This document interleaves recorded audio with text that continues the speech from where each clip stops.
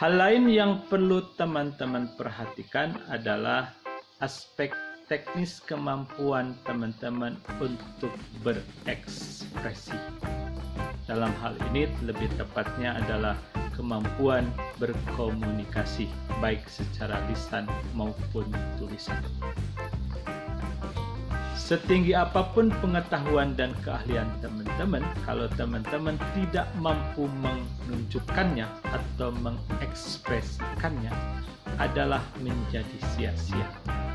Makanya terus teman-teman berlatih untuk mampu bagaimana mengungkapkan atau menunjukkan kemampuan dan keahlian yang teman-teman miliki dalam bahasa tulisan maupun dalam communication skill secara langsung atau presentasi. Buatlah orang lain mengakui bahwa teman-teman memang punya keahlian atau kemampuan, sehingga teman-teman layak untuk memperoleh apresiasi sebagaimana mestinya. Selanjutnya, hal yang tidak bisa kita lupakan adalah keharusan teman-teman untuk lebih beradaptasi dengan kemajuan teknologi informasi. Salah satunya adalah aplikasi-aplikasi yang berhubungan dengan proses atau analisis data. Bagaimana cara kita mengumpulkan data yang bersifat online dari dunia maya juga harus menjadi concern kita. Bagaimana kita mengolah data yang jumlahnya jutaan, tidak seperti latihan di kelas hanya puluhan data. Itu pun harus menjadi hal yang teman-teman prioritaskan.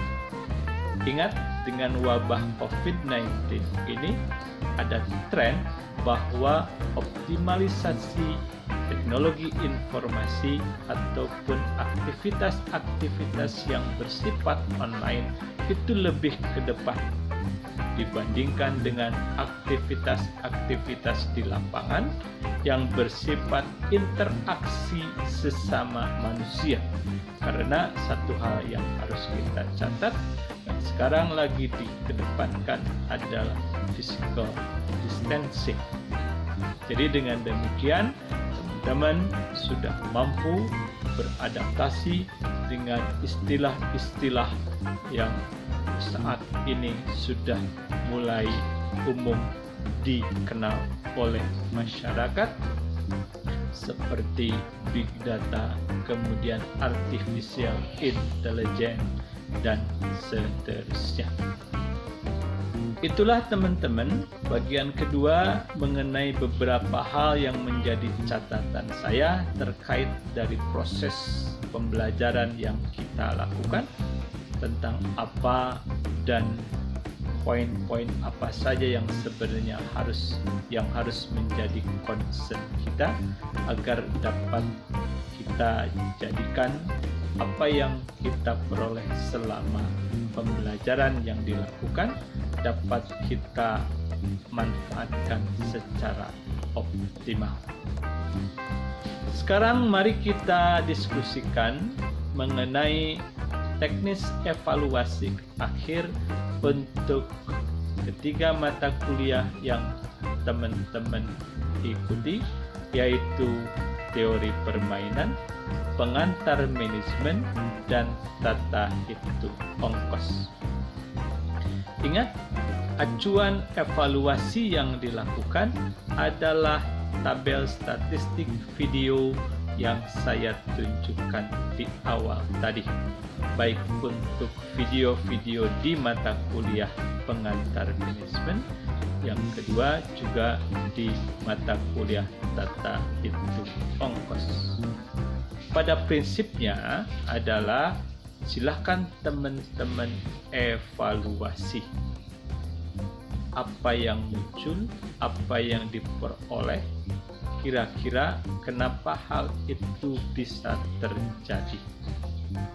Apakah teman-teman harus mengevaluasi kedua video tersebut, maksudnya dari video di mata kuliah pengamen atau tata hitung ongkos?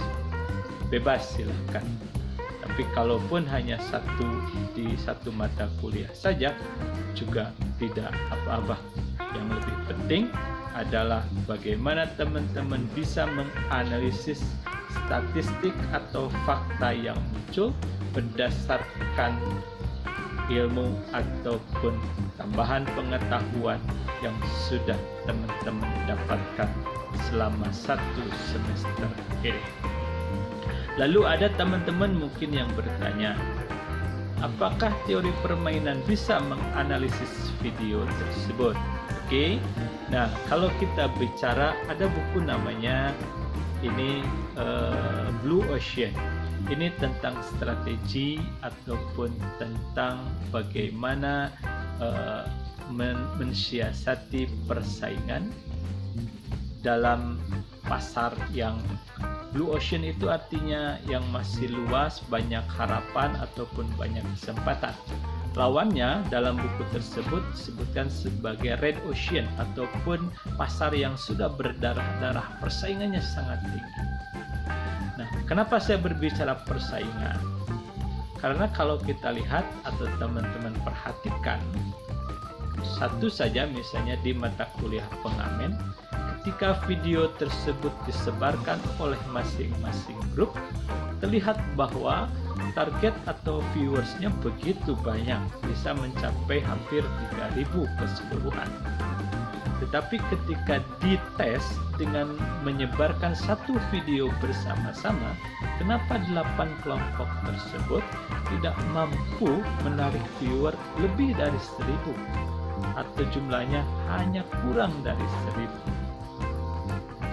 Ingat bahwa indikator utama kita pada akhirnya adalah bagaimana kemampuan kita untuk menarik penonton tersebut sehingga mereka mampu tertarik untuk menjadi subscriber kita. Boleh jadi hal ini akan sangat bermanfaat bagi teman-teman ke depan. Ada yang mau berkarir ataupun bekerja di bidang yang terkait dengan bagaimana mempublish sesuatu barang lewat online atau lewat media-media seperti YouTube ini. Nah, jadi sekali lagi, fakta ataupun statistik yang saya munculkan di depan itu sangat relevan dan bisa dianalisis dari ketiga mata kuliah yang saat semester kemarin kita jalani bersama-sama. Untuk teman-teman yang mengambil 3 mata kuliah tersebut langsung di semester ini, tentunya akan lebih memudahkan. Hanya tinggal nanti dipisahkan mana kajian dari sisi teori permainan, mana kajian dari sisi pengantar manajemen, dan mana dari sisi tata hitung ongkos. Nah, teman-teman dalam pengerjaannya tidak usah terlalu ribet. Silakan tuliskan di buku tugas yang selama ini teman-teman pergunakan untuk mengerjakan tugas-tugas yang bersifat sukarela di mata kuliah masing-masing. Jadi tulis di bagian akhir ataupun di bagian belakang mengenai evaluasi ini. Seberapa banyak evaluasi yang harus dilakukan, saya tidak akan membatasi. Mau 1 halaman, mau 5 halaman, mau 20 halaman juga tidak masalah. Yang jelas, saya tekankan bahwa apa yang tertulis di buku itu dari awal, dari mulai tugas-tugas sampai evaluasi akhir ini akan menjadi pertimbangan berharga bagi saya. Setelah teman-teman melakukan evaluasi, ada 2 hal yang harus dilakukan. 1, tolong sebutkan atau ungkapkan dari evaluasi yang sudah teman-teman lakukan dan pengerjaan tugas-tugas yang dari awal juga dilakukan. Teman-teman berhak untuk mendapatkan nilai apa? Lalu tambahkan alasannya. Alasan yang diungkapkan tidak terlalu panjang lebar, cukup secara singkat dan jelas saja. Yang kedua, untuk ketiga mata kuliah, kalau untuk mata kuliah pengamen dan THO cukup dalam lingkup kelompok, sedangkan kalau untuk teori permainan lingkupnya adalah satu kelas mata kuliah. Apa yang harus dilakukan?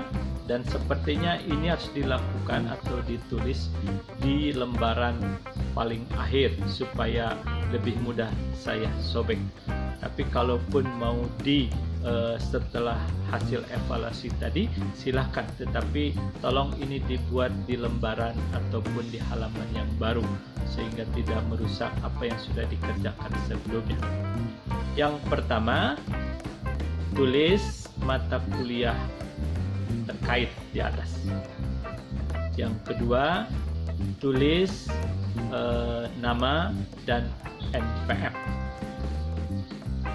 Yang ketiga, tulis NPM semua anggota tim atau kelompok teman-teman secara lengkap dan terurut dari NPM yang paling kecil ke yang paling besar, termasuk NPM teman-teman sendiri. Jadi ada di dalamnya.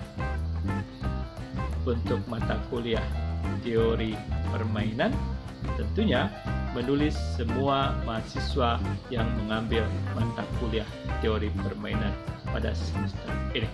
Terakhir setelah saya cek ada 14 mahasiswa, tapi tolong dicek kembali yang terakhir ada berapa. Lalu apa yang dilakukan? Oke, ini terkait dengan kontribusi atau partisipasi masing-masing individu kepada kondisi kelompok atau kondisi kelas. Kita kasih nilai 1 sampai 20. Semakin besar nilai yang diberikan, itu menunjukkan bahwa partisipasi atau kontribusi kepada keadaan kelas atau kelompok semakin besar. Nah, dalam penilaian, satu, tidak boleh ada nilai desimal. Yang kedua, tidak boleh ada nilai yang sama. Kontribusi ataupun partisipasi kita juga dihitung atau dinilai oleh kita sendiri. Oke, jelas ya. Jadi sekali lagi, tolong itu ditulis atau disiapkan di lembaran lain ataupun setelah evaluasi yang dilakukan dan terpisah agar mudah saya sobek. Untuk tugas yang bersifat kelompok di mata kuliah pengantar manajemen dan tata hitung ongkos juga mohon dibereskan. Khusus untuk di mata kuliah pengantar manajemen, saya akan melakukan nanti online meeting dengan para ketua kelompok atau yang mewakilinya untuk membahas tentang status laporan kegiatan akhir dan keuangan dan untuk menentukan berapa atau modal yang harus dikembalikan. Nanti jadwal ataupun waktunya akan saya informasikan lebih lanjut. Untuk pengumpulan buku tugas, saya berikan deadline tanggal 24 Juni atau Rabu depan, dan dikirimkan dengan menggunakan kurir ke alamat yang saya tuliskan di sini. Nah, jadi supaya memudahkan identifikasi, juga tolong buku yang dikumpulkan di sampul depan diberi identitas yang jelas berupa mata kuliah, kemudian nama, NPM kalau buku individual.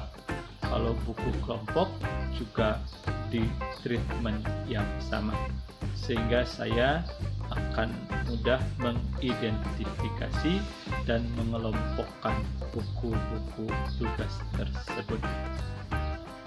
Sekali lagi, tolong diupayakan atau dikerjakan sebaik-baiknya, baik yang bersifat individual ataupun yang bersifat kelompok.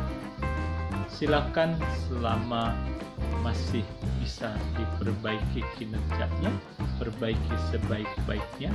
Kalau yang bersifat kelompok seperti untuk peningkatan statistik video tadi, silakan disusun strategi sebaik-baiknya bersama teman-teman kelompok agar mendapatkan hasil yang lebih baik. Lihat di video tadi, jadi kalau misalnya acuan kita adalah subscriber, jangan sampai subscribernya tidak ada sama sekali. Di awal perkuliahan, saya akan lebih fokus ataupun akan memberikan bobot nilai grup yang lebih tinggi. Oleh karena itu, sekali lagi, bekerja sama sebaik-baiknya dengan teman-teman kelompok. Mudah-mudahan saya nanti dapat mengapresiasi atau memeriksa tugas teman-teman dengan sebaik-baiknya dan seobjektif mungkin. Masih ada ruang, satu, ruang untuk memperbaiki keadaan. Yang kedua, ruang untuk saya bisa mengetahui sebenarnya teman-teman mendambakan nilai apa di mata kuliah ini yang berupa dambaan bersifat realistis seperti saya tadi sampaikan di sebelumnya. Oke, itu saja teman-teman. Kalau ada pertanyaan terkait dengan tugas ataupun proses evaluasi akhir mata kuliah kita ini, silahkan tulis di komentar saja. Apabila ada kekurangan selama ini yang membuat teman-teman tidak berkenan dalam proses pembelajaran yang kita lakukan, mohon maaf saya sampaikan. Dan mudah-mudahan sekecil apapun penambahan pengetahuan atau keahlian yang didapatkan dapatlah kiranya bermanfaat bagi teman-teman di kehidupan yang akan datang. Terima kasih banyak. Wassalamualaikum warahmatullahi wabarakatuh.